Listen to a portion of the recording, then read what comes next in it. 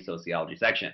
So the cool thing about the psycho section is that it's kind of a hybridization between the car section and the other science sections, because a lot of it is, critical reading, to be honest, to kind of pull the information we need out of the passage, but it's also data, charts, graphs. There is a lot of science content. As you saw, there was even a decent amount of kind of like neurobio type stuff in there as well. So we'll run through a couple of the charts, graphs, and how to interpret. We'll also talk about studies themselves, how we can alter them, either improving them or things that went wrong with it. Sometimes we'll hit ethical issues. We don't today, but we will kind of dive into those more specific aspects of studies and how we can change them to make them either better or worse. Then, of course, as we said as well, we'll not only analyze results in terms of what it says in the passage, but also using figures and tables and graphs and charts and all that kind of fun stuff. All right, and then as we said, of course, the scientific concepts and principles. Generally, it's more neuropsych side of things. Hearing, vision, brain structures. We'll go through all that stuff today too, at least the ones that were on your diagnostic. All right, so let's start off at the beginning. We will talk about analyzing research results. Hopefully you remember this one a little bit, but it's the one all about shopping. So let me know, like, when you read this paragraph, what would we really pull out of this paragraph? What would you jot down in your outline for this?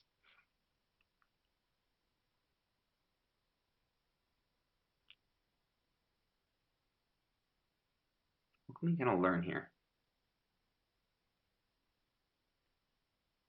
Perfect anxiety, post-purchase dissonance. Anxiety was one of the big ones. So we're talking about post-purchase dissonance. It's a type of cognitive dissonance. Keep going with the chat. Totally true.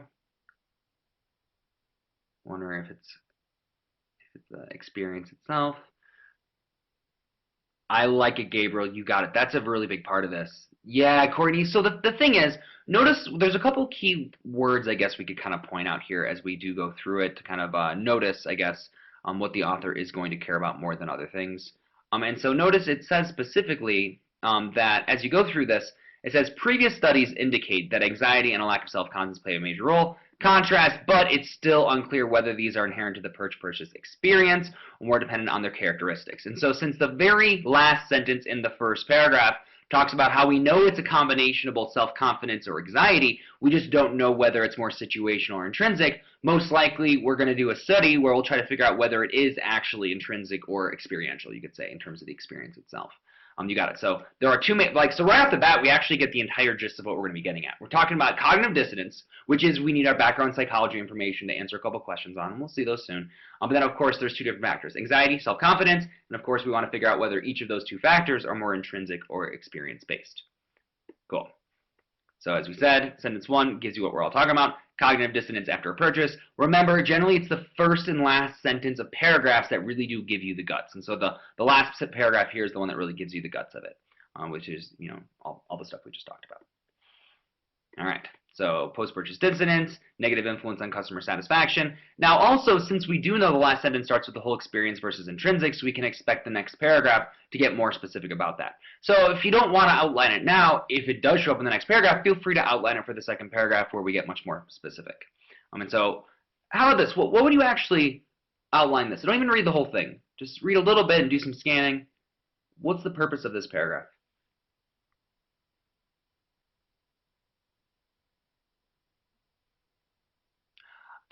You got it. It's the experiment. What part of the experiment is it? Experiment, specifically, it is the methods. Perfect, Hannah. You got it. So here's the methods of the experiment. So it's the methods of the experiment. You could either write down study, you could write down methods. But then also, did anyone notice these things in parentheses at the bottom of the page? You got it. Different acronyms. Totally true. Hannah and Deborah. And so we're doing a study. We're talking about, notice that we actually talked about this already. We said there's anxiety and there's self-confidence. And we said that it's either intrinsic or extrinsic. Notice they broke them down into 4 different factors. There's trait anxiety and there's state anxiety. So notice trait would be more intrinsic, state would be more dependent on the state. Then, of course, they have generalized self-confidence, which, of course, would be your general, intrinsic factors of the person. And at the very bottom, we also have specific self-confidence, which is, once again, while making the purchase. So we already anticipated what the 4 factors were going to be before we even got to the methods. That's the way we got to read stuff when we go through the MCAT. All right. So we'll probably figure out, of course, which of these is more important for various parts of post-purchase dissonance. All right. This first sentence gives us one of our favorite keywords of them all. Any ideas what that most favorite, bestest keyword ever is?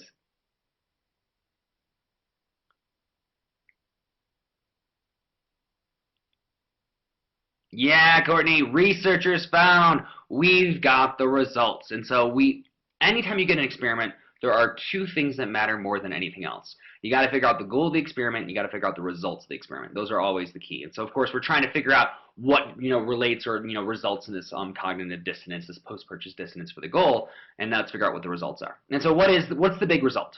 How would you actually write down the results here? I'll let you guys put it into the chat.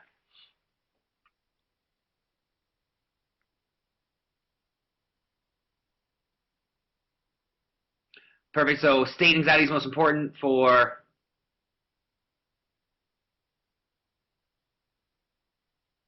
See, we're getting two different things here. So there's one other factor you guys got to kind of tie in there. There we go. Hannah's getting to the point. So notice it says that post-purchase dissonance immediately after was elevated state anxiety. So if you're talking about immediately, state anxiety is the #1 factor that's going to increase your post-purchase dissonance. However, contrast keyword, as time progressed, right, 7 days, then it switches over and it's more about the sorry, not the SSC, the generalized self-confidence as well as trait anxiety, not state anxiety. So we actually have two different results here. Immediately afterwards, SA, but then of course as time progresses, it's TA and GSC are the main factors that we're looking at.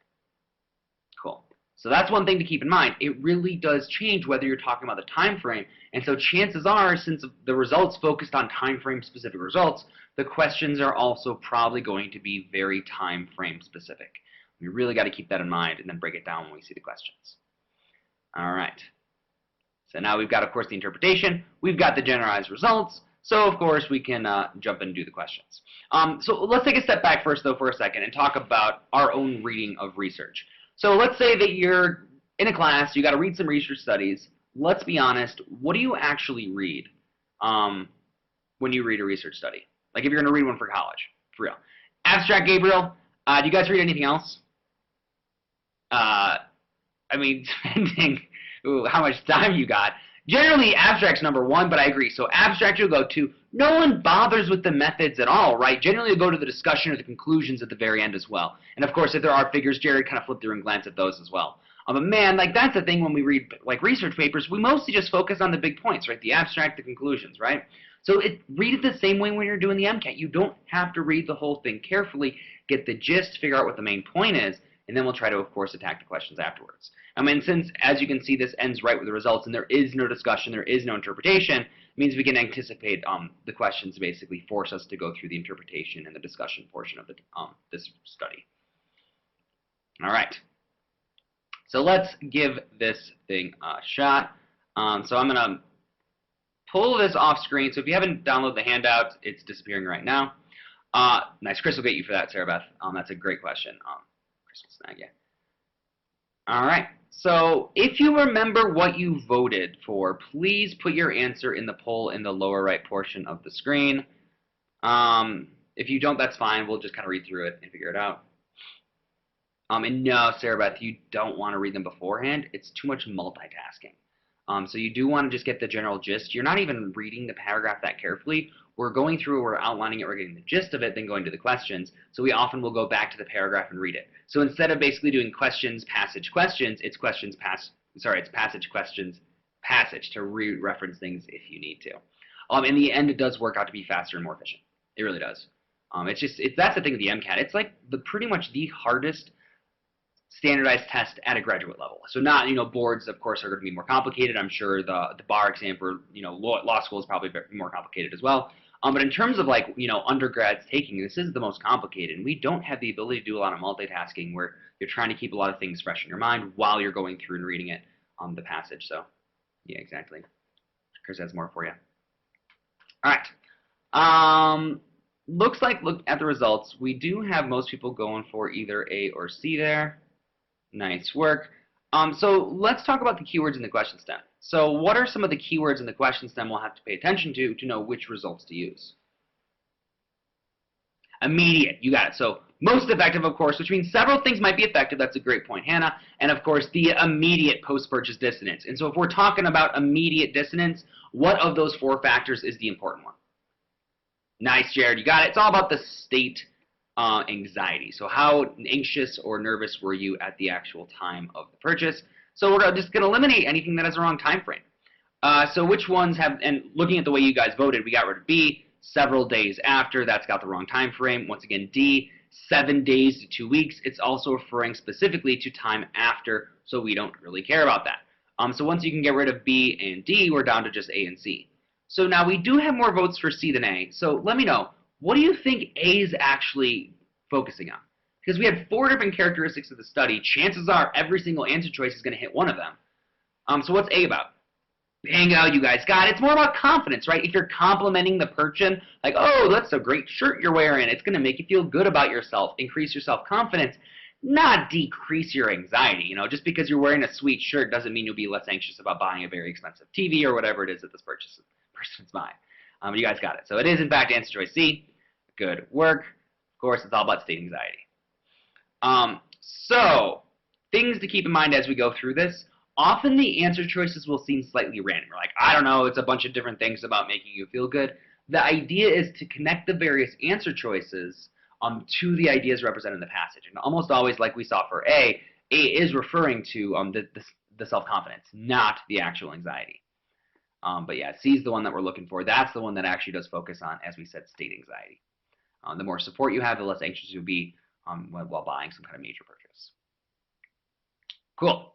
All right, let's jump on to the next one. Remember, we've got 3 teachers in the room today, so if you have any questions at all, even if it's like going beyond what we're covering in the class, feel free, use the Q&A. We're here to support you any way we can, even if that means getting more specific into cognitive dissonance and the content, the background for what we're discussing here. All right, let's see the next one. Clear it out once again. All right, so which of the, I guess those 4 variables is this referring to now? So which of the following statements would be most consistent with yes? Not yet. Not yet, Hannah. So which of those 4 variables does this one relate to? Once again, every question we want to tie back to the passage from the study, Mary. Which anxiety specifically? State or trait? What do you guys think? Carol's saying state. I agree. It is state. Because notice, I felt anxiety while making this purchase. That means it's the immediate time frame, which we knew was dependent on state anxiety more so than trait anxiety. So that's what we need to think about first before we even really kind of like dive into all the different answers here. So that's, of course, what the prediction is we have. It's going to be based on, of course, state anxiety. And so the thing was, we said person worrying at the time of purchase, state anxiety, covered that already. And as we know, elevated state anxiety was the best predictor of post-purchase cognitive dissonance. All right. So now, cognitive dissonance is an important part of the MCAT when it comes to the psych-social section. So we want to figure out which one of these is going to show they are getting post-purchase dissonance. They're experiencing cognitive dissonance. All right. See which one of these looks the closest to cognitive dissonance. Or post-purchase dissonance, more specifically. Feel free to put your answers into that poll in the lower right.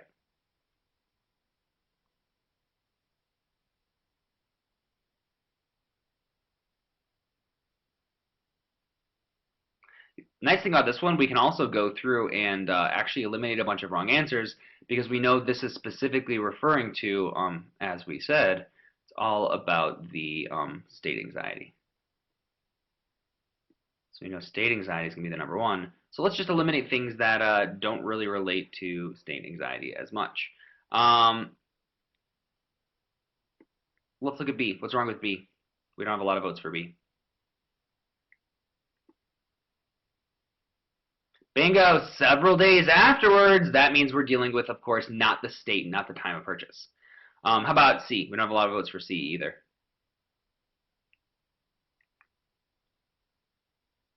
Once again, it's about self-confidence, not state anxiety. They're drawing you to other aspects of the experiment itself.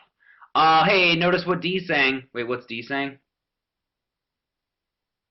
Trait anxiety. We knew at the time of purchase what mattered more was state anxiety, not trait anxiety, self-confidence, or of course anything that's beyond the time of purchase. Notice from that alone you can actually eliminate all the other answer choices, which leaves you with answer choice A.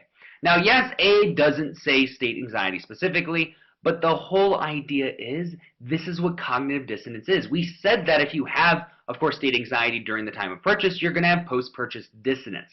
And so, of course, when you have cognitive dissonance, you're alleviating that internal tension by rationalizing whatever the decision is. We get way more into cognitive dissonance in the course itself, as well as in your review notes. If you don't have a background in psych, that's going to be one of the big things that you actually do need to study quite a bit and get down. So it's common. All right. Perfect. Let's do the next one. Same thing, I'll clear out the polls. Throw your answers in if you got any predictions or if you remember what you voted as well.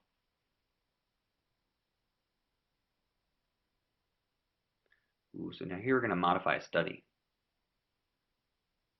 So hypothetical, but induced stress, increasing cognitive dissonance.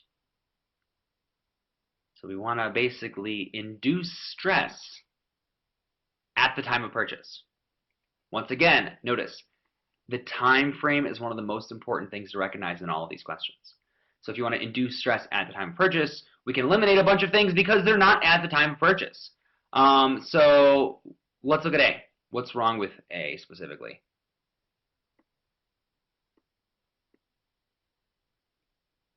Nice. As soon as it says retroactively, you can stop reading because we're, of course, trying to induce stress at the time of purchase. Whatever you ask them after the point, you're not affecting the experimental variables there. How about B? You got it. Once again, 5 to 7 days. That is not the time of purchase. You're talking about after the fact, right? We got to be focusing at the moment that they're buying it. And then, of course, as you can see, we do have 100% going for D. What was wrong with C? Why didn't you guys like C?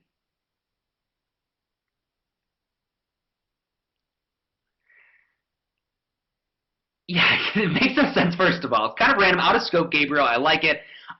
You got it. Doesn't seem to affect post-purchase dissonance. It's not inducing stress, right? We have to do something that actually makes these people more stressed. If you're giving them a personality test, dividing them into groups, like, you've kind of removed the entire purchase experience, right? So it doesn't connect to the post-purchase environment at all, if you got it. It's a good way to say it, Hannah. So then we're left with the only answer left, and notice it is answer choice D. Cool. Time of purchase. That's what it's all about. All right. So that's kind of the fun thing about these questions and these passages is that often they seem very convoluted and there seems to be a bunch of answers like, well, they all sound pretty good. The key is to really dial into it and say, okay, they're talking about these 4 variables. Every answer choice is going to reference some aspect of those variables. And notice the primary thing we've seen so far is time frame references. And so once you do find that one thing to kind of latch onto, you can use it to answer a good chunk of the questions. All right, let's do another one here. So number 4.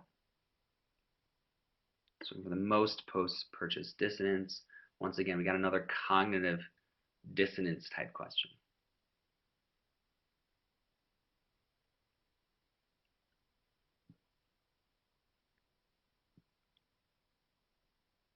So now notice, what did the question stem not do? What do they not do in this question stem they always did before? Yeah, I agree, Hannah. They are all depressing. So true. Yeah, good point, Hannah. So notice that we're not talking about at the time of purchase or we're talking about several days later. They're leaving it open. So in this case, we don't actually know if we're looking for more state anxiety or the whole generalized self-confidence versus trait anxiety. So there is no timeline reference here. So it could be any of those 3. And since it could be any of those 3, we want to kind of dial more into just cognitive dissonance in general and which of these couldn't result in cognitive dissonance. So when do you get the most cognitive dissonance? There's a couple key factors here. Let's see if you guys remember them. If you haven't, I mean, I know this is the diagnostic, so if you're pretty new in the course, if you haven't studied psych, we may not know this yet, but we will talk about it soon. Yeah, Courtney's got the key point. You had to have made the choice yourself. There is no cognitive dissonance if you're not the one that decided something, right? Yeah, exactly. You're in some kind of internal tension. You're justifying the answer. You made a decision. You kind of regret it, and so your brain's basically telling you, saying, oh, no, I don't regret it. I did it for this reason, this reason. It's the whole, like, justification. Yeah, so it's, there we go. I like it, Hannah. It's when action desires don't match. And that's why, as Sarah Beth points out, A can't be right because they're being forced to buy something. If you're being forced to buy something, there is no cognitive dissonance because you'd just be mad at your professor. You'd be like, man, screw that guy, made me buy this stupid laptop. Like, you don't have to justify anything in your own mind. You already have a person to blame. So you can get rid of A for that. Notice this is what you guys basically said in the chat was cognitive dissonance, right? Occurs when outcomes and expectations don't align. most important or most palpable is when it's a voluntary decision, as we said.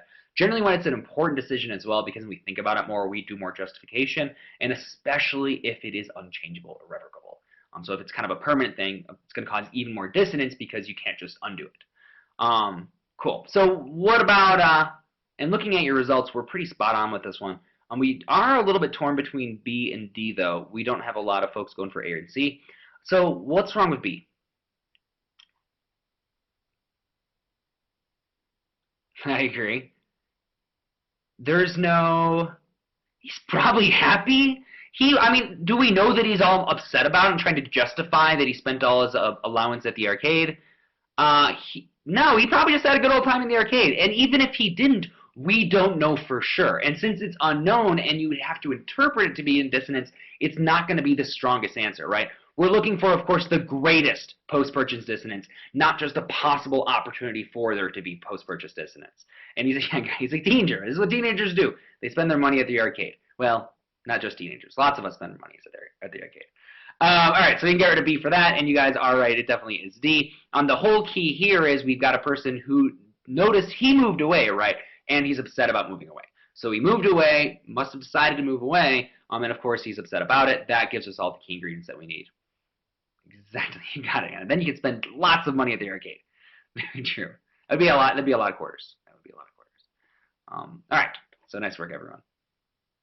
Let's go on to the next one. And remember, if you have any questions at all over any of this stuff as we go through, feel free to hit us up. So of course we've got loads of teachers in the room, and we're kind of, we're going through a bunch of examples. But the key here was, so I guess the kind of main thing we did in that first passage there was to show that it's really going through the results, getting a solid handle on the results, breaking it down into component parts, right? It's a time reference thing, and it's anxiety versus self-confidence. Once you get that on lockdown, you can go through and eliminate almost every single answer choice for almost all of those questions. So it's all about, taking the steps at the beginning to make sure the questions can be quick, efficient, and actually correct. All right. Let's go to the next one. So you guys remember passage 4? This is the whole language one. It does have a...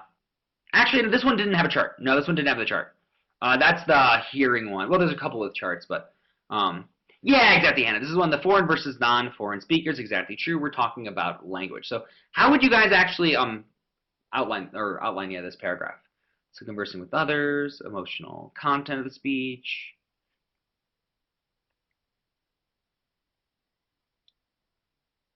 Nice. So prosody versus semantics, Mary. It's a great way to say it. Cues that people can read. Totally true. Courtney's got prosody and content. Nice way to say it as well. Perfect. So yeah, the main thing is we're comparing two different aspects or emotional aspect of speech, right? So of course they notice the emotional aspect of speech either through prosody or semantics. Semantics, of course, is the emotion charge. The other ones, of course, is prosody, as you see right there. Good work. So nonverbal and verbal elements of language, as we said. Lots of ways you guys broke that on the chat, being even more specific. All right, how about this one?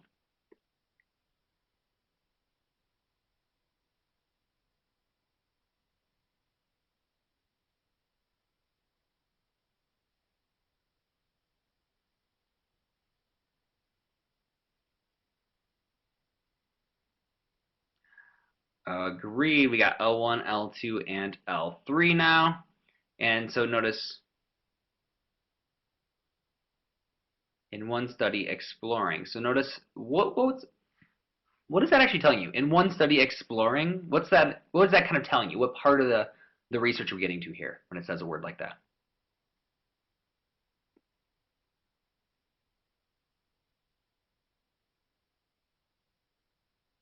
Yeah, hypothesis, goal of the study, exactly. There's a bunch of ways you could say it, but remember, it's the goal and the results that we care about more than anything else. So here's our goal. So we're like, okay, so we've got this study exploring how language learners use verbal and nonverbal cues to judge their emotion. So that is the key that we're doing here, verbal and nonverbal language cues. So it is, of course, language-based to basically get the gist of emotions. So that, of course, is the goal of the experiment here. Notice once again, different cues for English language learners. Then we have the different groups as everyone's bringing up in the chat. L1 is Americans who speak English as their first language. L2 is Singaporeans who speak English as their first language. And then L3 is Chinese Malaysians who speak English as the second language. So mostly different types of participants, all working with, of of course, language usage and emotional cues. So how would you map this paragraph? What would your outline be? Bingo, Sarah Beth. There we go, Han. You guys got just the methods, right? So whatever, it's methods. We don't really care. Let's scan till we see the results. All right, so what? Notice right off the bat. Results indicated our favorite thing to see on test day. Like it, Kelly. So yeah, why don't you guys tell me what the results were? We'll get you to summarize it in the chat.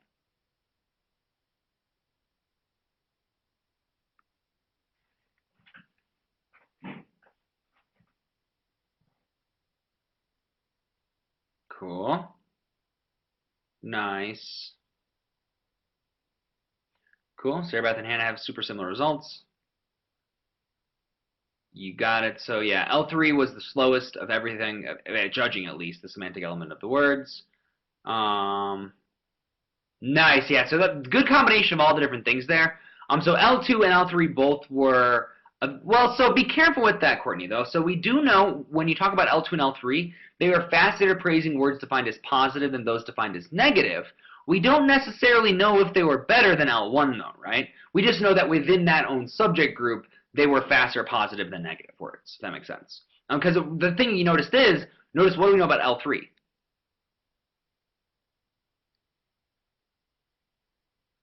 Exactly, Hannah, that's the point. We don't know for sure, but I agree with that. You have to be very careful with the results there. And you got it. That thing with L3, we know for sure they didn't do semantics as well. So they were, of course, the slowest group, and so that's, of course, will change the results slightly when you're comparing positive and negative with the Asian groups versus the American group. Exactly true. Cool. You guys got basically all the summaries there. So the whole idea was difference in semantics, but not in prosody, right? It said everybody was the same at prosody. So the only difference was really in semantics. And as we knew in semantics, L3 was the slowest.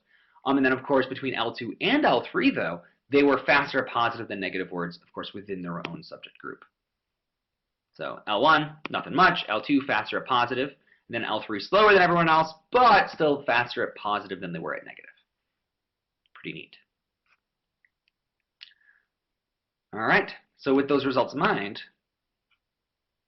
and most importantly, that prosody was the same, because that was a big part we talked about in the beginning of the passage, and we can jump to the questions. All right, do the same thing. I'll clear this out. Feel free to throw in the results.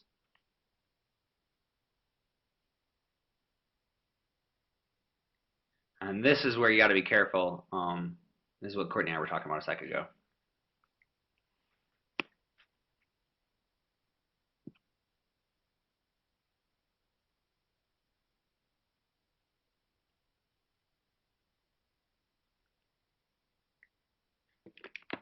So there's two main variables in the question stem. We're looking for slowest response time, and we also happen to know that the word was positive.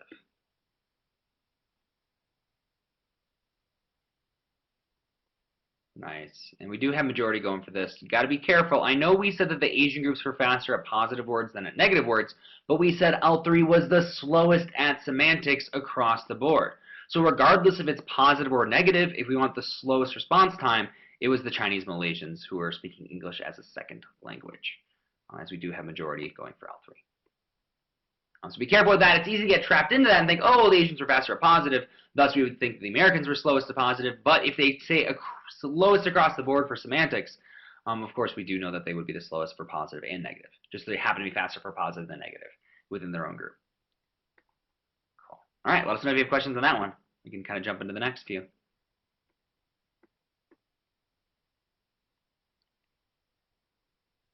Ooh. Here, what do we need to solve this one confidently?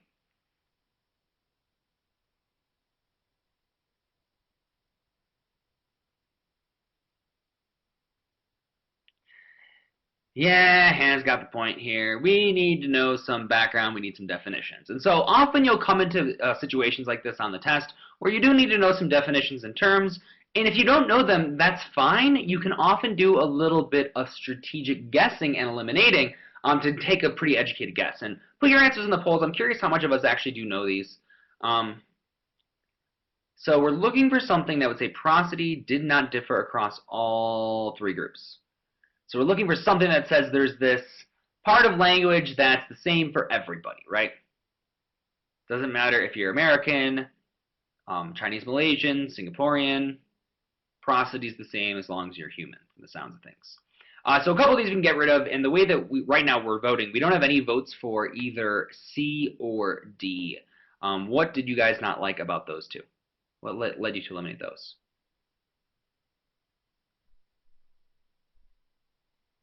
You're correct. It's not C or D. Those are the two I'd probably eliminate as well. Exactly. Interactions are not innate. We're looking for something that is innate to people in general, not something that, like they've gotten from interactions with others. Exactly true. There's no interacting. Perfect. So you can get rid of D, C for that. Also, I get rid of D for the same reason. Long-term potentiation. Exactly true. We're talking about something that's more like an innate thing to humans in general. And I like how Courtney is saying that. Well, if we're thinking it's an innate thing, that sounds more like it's a nativist kind of thing. It's being native to being human, of course, is that we have this prosody thing down packed. Because I would agree, also same thing, it's not something you learn because it's the same across cultures, so it isn't a learning theory either. Nativist is the closest thing that we have. And that is the actual definition of the nativist theory, is just that basically we're biologically predisposed to acquiring and understanding language. So not native, of course, to a location, but native, it's a part of being human, I guess you could say, the way our brains work. Cool, so that's the fun thing about this, and you will see on the test a bunch of terms, and if you don't have the strong background in psych and soc, there's a really common section where there'll be a bunch of theories and all those kinds of things that we don't necessarily know. But even if it is, you can do some strategic guessing and eliminating to at least knock it down to a 33 or 50% shot, if not, as we saw here, actually directly to the right answer. So it is answer choice B. Cool. And if you have questions on the other ones, hit us up in Q&A. We can talk more. But as we said today, we're mostly focusing on strategy, ways to kind of break this stuff down. So it should be pretty fun. But we are here to help with any questions you have. All right, so that is the end of our first learning goal. That's also the most significant and longest learning goal. Everything from here on out starts to pick up the pace a little bit, so we can get out of here within the next 25 minutes. All right, so let's kind of go through these. Notice the next learning goal, of course, is talking about altering the design of a study. So the same kind of general idea where we're focusing on studies, but now we're going to actually alter it and change them slightly. All right, so this was the one we just talked about for the language learner study. And so we want to now figure out how to reduce potential bias in the current study. Now, one thing I do want to warn you is that we want to reduce bias in the current study. In the current study, which means we don't want to change the study and introduce whole new variables because that would be creating a new study. So we have to stick within the format that we already have here. So which of these can we actually eliminate because it wouldn't be part of the study at all, given what the goal. Remember, the goal was to see emotional content for language learners. A and C, I agree, those are two of them. Well, A I would get rid of for one specific reason, because notice if you're reading what variable, actually very significant variable, is going to be cut out altogether. Prosody, you got it. There is no prosody when you read. Prosody is, the cadence and all the tone and all the various other things that we said. You got it. So A can't be true because that would be introducing a whole different study. Perfect. Also, you guys are rocking this. We do have everyone going for B. You guys are spot on. It is, in fact, answer choice B. D wouldn't work because we're using English language learners and comparing, of course, native speakers of English versus non-native speakers. And so if you're going to use the speaker's native dialect, it's also creating a whole new study where it would just be a different study finding semantics in various languages. And so this was English language learner specific according to the study. So D would be introducing something new. And why don't you guys like C? We have a lot of people eliminating C.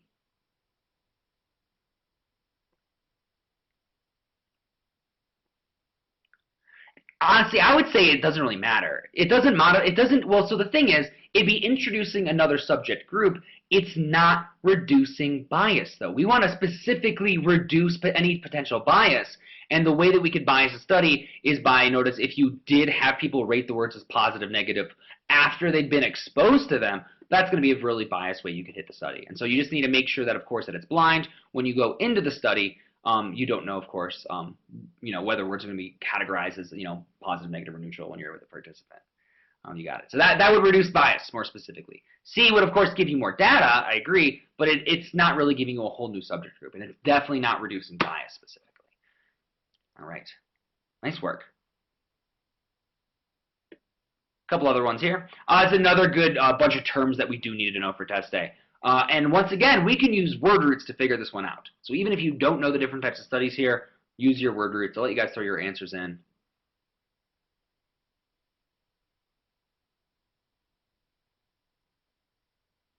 So what's the keyword in the question stem itself that we really want to focus on too? I like it. You're getting to it. Past 30 years. So we're going to be looking at the healthcare trends in the past 30 years, which means we can actually get rid of a couple different answers here. Since we know it's going to be the past 30 years, we can eliminate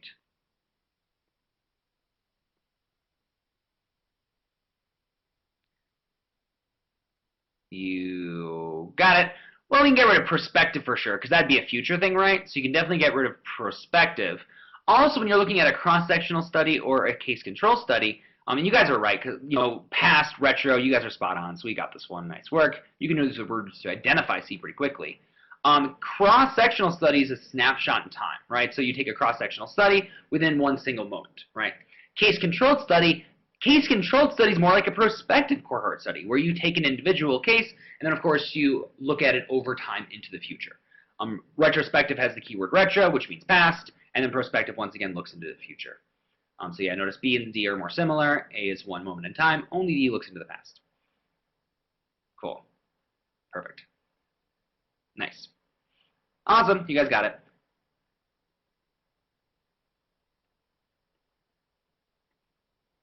Gotta be C. That's the fun thing about all this stuff. You can almost always just use the word roots to break it down. Be like, all right, well, it's something in the past. There's a word from the past. Choose it, move along. You don't need to be super accurate with the nitty-gritty details. Like, you'd be surprised when, at least for the MCAT specifically, because it is a passage-based test, there's so much information provided in the test itself that a lot of the very nitty-gritty details we can get by with without actually being super rock stars on, as long as you can eliminate the things that are definitely wrong. So, cool. Awesome. Cool.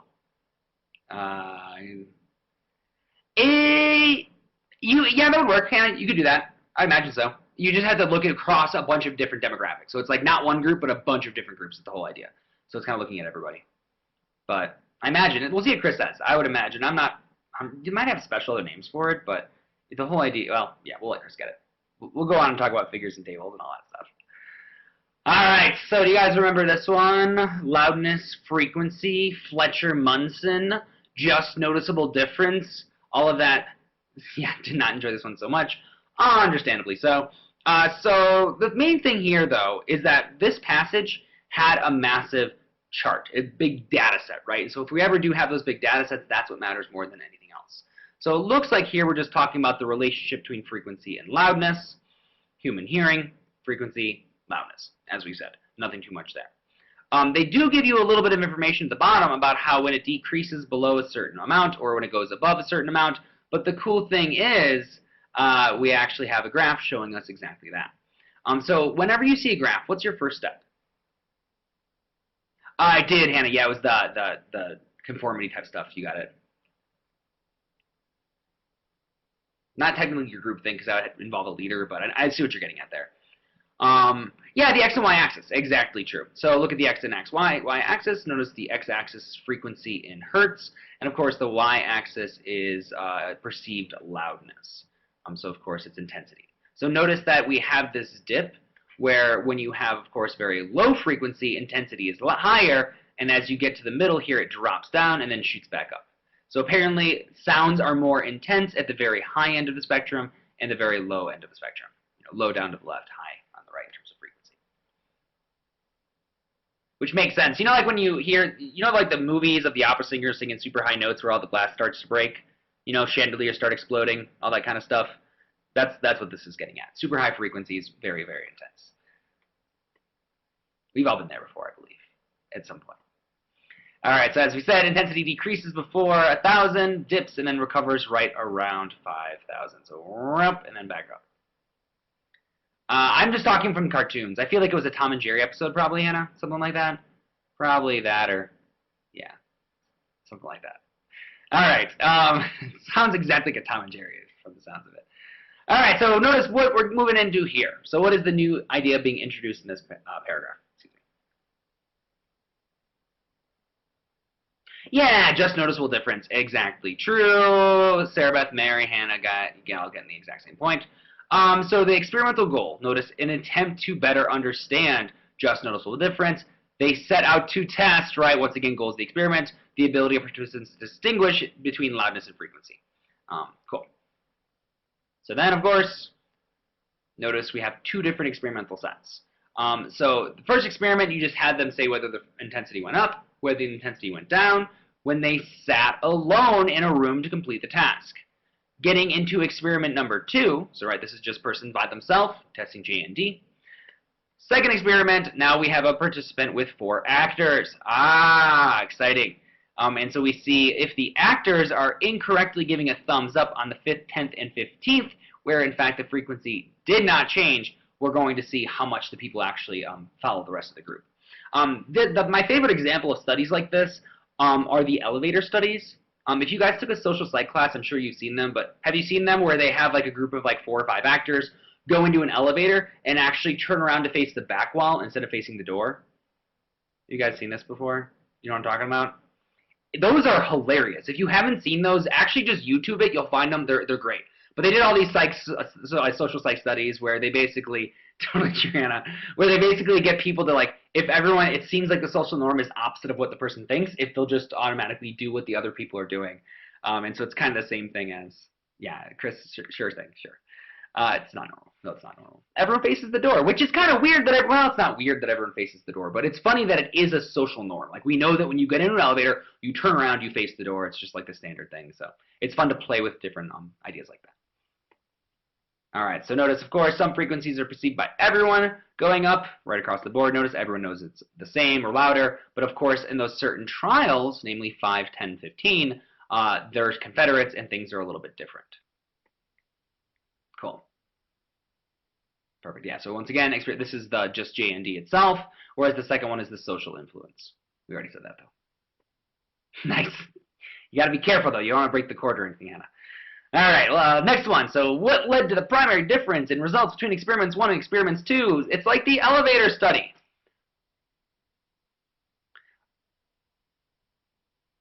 So we got a couple different ones. Is it conformity? Is it groupthink? Is it bystander effect? Or is it no significant difference? And there was significant differences in results. If you want, we could jump back to the table. Notice if you look at them, see how it's the normal study, everyone says the same. Whereas when you do the experimental trial on the right, it does cause it to go up. So there's definitely significant difference in the results there. So we can get rid of D. What is bystander effect?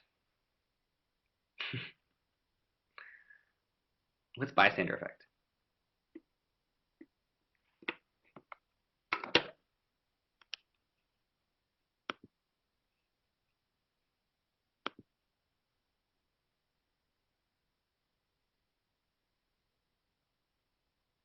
Yeah, exactly. Someone else will do it.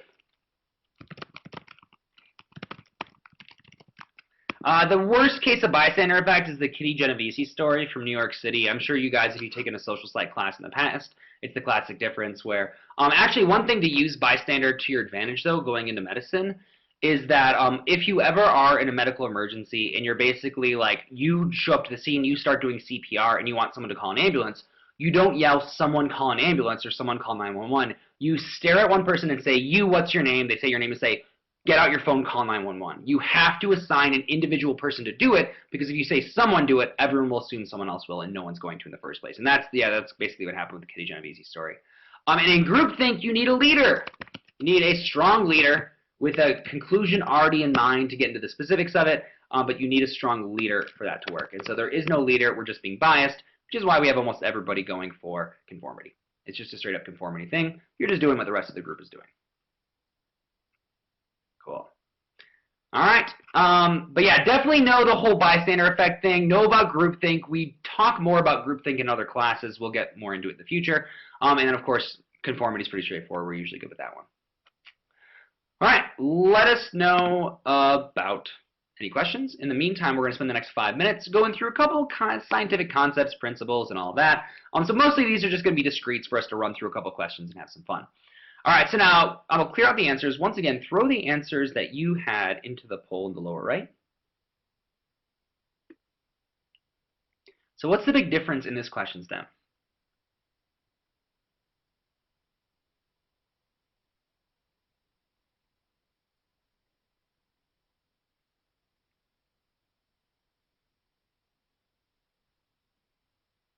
Yeah, so we're either shopping alone or shopping with friends. So the differences between shopping alone and shopping with friends. And so one of these things needs to be true of when you're in groups, and it looks like we all knew this one pretty solid. It is peer pressure. So the difference has to be via group, via alone, which gets rid of choice shift as well as cognitive dissonance. Why is it not assimilation, though? So those are the two kind of more group-based ideas, either peer pressure or assimilation.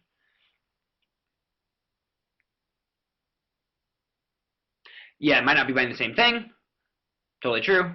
It's also with assimilation, there's generally one big term that they tend to get to, but it's generally like the main culture, the primary culture of the region, where you basically get assimilated into whatever, you start basically mimicking the normal social norm, you could say.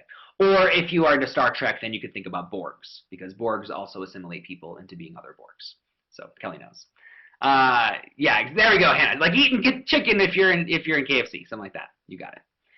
All right. How about this is a great one. Actually, they love to talk about this in terms of at least the more biological side of things. So if you're talking about associations to the threatening elements of speech, ooh, what part of your brain deals with being threatened? I'll let you go. We'll just do this in the chat. It is the amygdala, exactly true. And what part of the brain is the amygdala a part of? What system is the amygdala a part of? This is another common thing to know. Yeah, it's the limbic system, exactly. Yeah, you got a sympathetic too, totally true. So yeah, it's a part of the limbic system. It deals with, of course, threats and all that, which of course relates to your sympathetic nervous system too, Gabriel. You got it. So limbic system, amygdala, or amygdala, because that's how you spell it. So I like to say amygdala, so I don't forget how to spell it. Nice work. All right. I believe we got two more questions. So which of the following lists the pathway of sound waves going into the ear? The nice thing about these is that we don't necessarily need to know everything. We can eliminate answer choices that don't follow what we do know. So easiest is usually starting with the very outside of the ear, and then of course the very inside of the ear. And so what's the very outside? Yeah, I agree with you, Kelly. Courtney's saying the same thing as you. Outside's known as the pinna. It's the part that you can pierce or whatever that is. You got it, which means that's definitely going to be the first thing. So get rid of B, not starting vestibule, not starting ossicles. It's going to start with pinna. And what's it going to end with? This doesn't actually help us eliminate anything, but it's worth pointing out. Cochlea. So cochlea is the last part. Of course, causes vibrations on the basilar membrane, which transverts it into your brain, gives it different sounds. So now let's kind of go through what happens first. So it goes through the pinna, and then where's it hit? From the outside air before it gets into the more brain side of things. Yeah, the tympanic membrane, which literally, if you guys know drums, a timpani is a type of drum with a flexible membrane that you can tighten or loosen. And so tympanic membrane very much is like a timpani, it's a drum. So it vibrates. And what does that vibrate? The drum head vibrates, and what's that cause to shake? The ossicles, those are the tiny little bones in your ears. There's the hammer, the anvil, and the stirrup. You got it, the small bones, exactly, which causes it to vibrate, and then that transfers down through a little bit more complicated series into the cochlea itself. It gets into the fluid and all that. I won't get into the specifics. Your review notes do. But with that alone, we can right off the bat eliminate, because we know tympanic membrane is after pinna, not after organ cordy. So it does have to be answer choice A, as 100% of you are saying. So nice work. Cool. That is, yeah, that's inside the cochlea is little hairs that wiggle. You got it. Yeah, exactly true. So yeah, that's inside the cochlea. Speaking of, let's talk a little bit more about those little hairs that wiggle.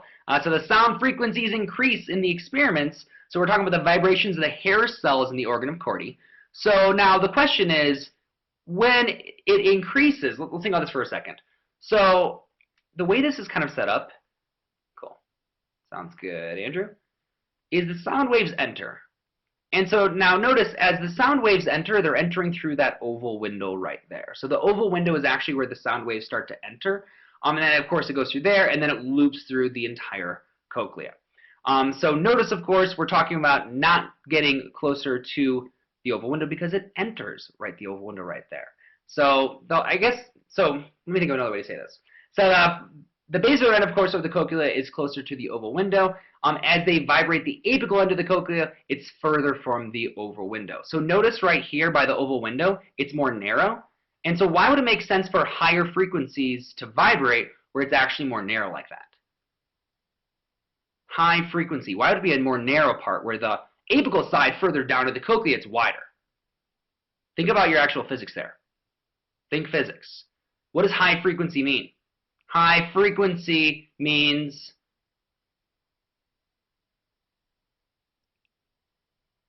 lower wavelength, right? So high frequency means low wavelength, so a shorter wavelength, so the smaller it is, the smaller the wavelength's going to fit into the surface itself.